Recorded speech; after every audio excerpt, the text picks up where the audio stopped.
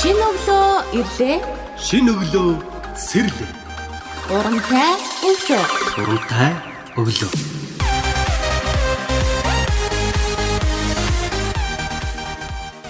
Өглөөний мэнд сонсогчдоо урамтай өглөө нэвтрүүлэг эхэлж байна.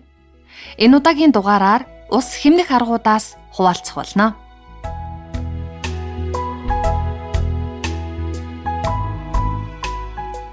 Манай дэлхийн гадаргын 71%-ийг ус эзэлдэг. Гэвч нийт усны ердөө 2.5% нь цэнгэг ус байдаг. Үүний дийлэнхийг өмнөд хойд туйлын мөс, цас, мөсөн голууд эзэлдэг учраас газар зүйн байршил, цаг уурын нөхцөл байдлаас шалтгаалan 31% нь л хүмүүс хэрэглэх боломжтой юм.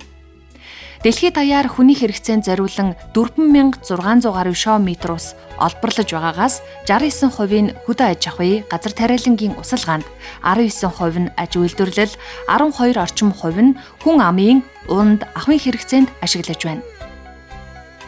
Хүн амын хурдтай өсөлт, уур амьсгалын өөрчлөлт, хотчил зэрэг олон хүчин зүйлийн нөлөөгөөр усны хэрэглээ жил бүр эрчимтэй нэмэгдсээр байна. Дэлхийн зарим улс орны усны хэрэглээг харьцуулахад Америкийн нэгдсэн улсын нэг иргэн өдөрт 578 литр, Итали 390 литр, Бразил 200 литр, Уганда 14 литр усыг өдөр тутамдаа зарцуулдаг гэжээ.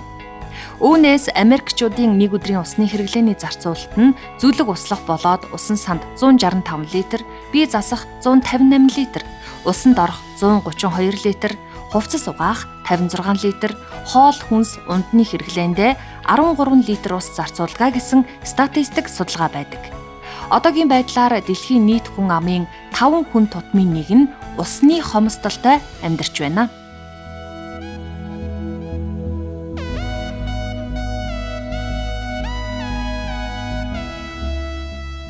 Манай орны хувьд усны нөөц нэм багтай тооцогддог 22.1 бөгөөд нийт нутгийн 70% нь говь цөл, хуур автар бүс нутагт хамаарагддаг. Тодорхойлбол 564.8 км3 усны нөөцтэй, үүнээс нуур тойром 500, гол мөрөн 34.6, газрын доорх ус 10.8 км3 талбайг эзэлдэг. Эрчим хүчний салбарт 25%, хүн амын унд ахуйд 16%, харин 12%-ийг усалгаатай газар тариалан зэрэгт зарцуулдаг байна. Монголчууд хэрэглээний усныхаа 80 орчим хувийг газар доорх усаар хангадаг. Гэвч газар доорх усны нөөц нь экологийн хувьд эмзэг тогтцтой, нөхөн сэргэх хугацаа их шаарддаг байна.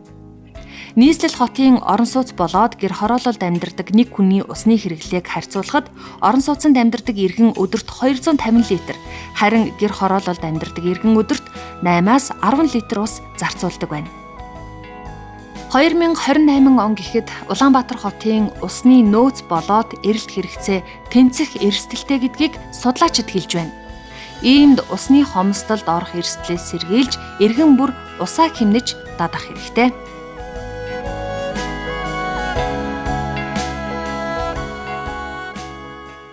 (2056) он. Одоохоо миний охин. Одоохоо. Аава, гэртээ харъя л да, олдохгүй юм байна. Би ядраад байна. Эндээс олдохгүй бол хоёулаа хуучин цэвэрлэх байгууламж руу явнаа. Тэнд заавал байх ёстой. Бохирч гэсэн.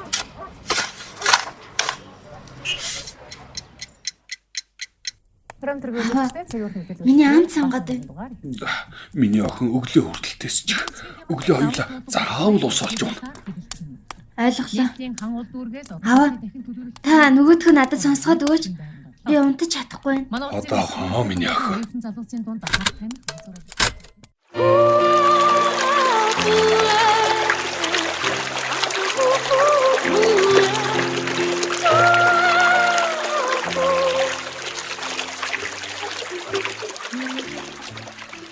Ус бол бидний амьдралын хамгийн чухал хэрэглээ билээ.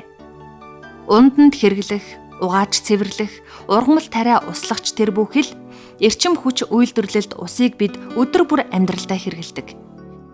Иймд ус хэмнэх энгийн бөгөөд үр дүнтэй аргуудаас сонирхуулъя. Ус юм уу ундааны хуванцар савыг усаар дүүргэж таглаад нойлын ариутгах татварга буюу бочки дотор байрлуулаарай. Ингэснээр та ус татах бүрдээ савны эзэлхүүний хэмжээгээр ус хэмнэх болно. Мөн почкиноос ус алдаж байгаа эсхийг шалгах хэрэгтэй. Почкинд хүнсний будаг хийвэл ус алдаж байгаа эсхийг шалгахад амар байх болно. Харин ариун цэврийн цаасаа хогийн савнд хаяж байгаарай. Энэ нь ус хэмнэхээс гадна нойл бүглэрхөөс сэргийлдэг. Орон сууцны айлын хоногийн усны хэрэглээний 20%-ийг нойлын өрөөний ус эзэлдэг. Иймд усаа татахдаа жижиг товчлуурыг дарж хэвших хэрэгтэй. Өөрөөр хэлбэл том товчлуур нь 6-аас 8 литр, жижиг нь 3-аас 4 литр усыг зарцуулдаг байна. Баананд ус дүүргэж ороход 259 литр хаягдал ус гардаг. Харин шүршүрт орсноор 9-өөс 37 литр усыг хэмнэх боломжтой. Бараан өнгийн хувцас хүйтэн усанд угааж байгаарай. Ингэснээр ус эрчим хүчээ хэмнэхээс гадна хувцасч өнгө алддаггүй. Усны зарцуулалт багатай угаалгын машинаар хувцас угаахад энгийн угаалгын машинаас 2-3 дахин бага усыг зарцуулдаг байна. Энгийн усны зарцуулалт ихтэй бүрэн автомат угаалгын машин нэг угаалтандаа дунджаар 19 боллон буюу 49.2 литр усыг зарцуулдаг. Аяг тавга угаахдаа эхлээд бүгдийн савандаж угаасны дараа усаар зайлбал ус болоод аяг тавг угаагч шингэнэ хэмнэх болно. Өндөг чансан, будаа, жимс ногоо зэргийг угаасан усаа асгалгүй цэцгээ услаж байгаарай. Мөн хөлдөөгөөд илүү гарсан мөсөө шууд хаяхын оронд тарж байгаа цэцэг ногоондоо хийж байгаарай. Энэ мэт энгийн алхмаар ирээдүйн усны нөөцөө хамгаалж, байгаль дээлтэй зөв дадлыг түгээхэд хүн бүрийн оролцоо маш чухал юм. Өнөөдөр таны үйлдэл, хандлага, үр хүүхдийн тань ирээдүйн зуршлыг бий болгож байна.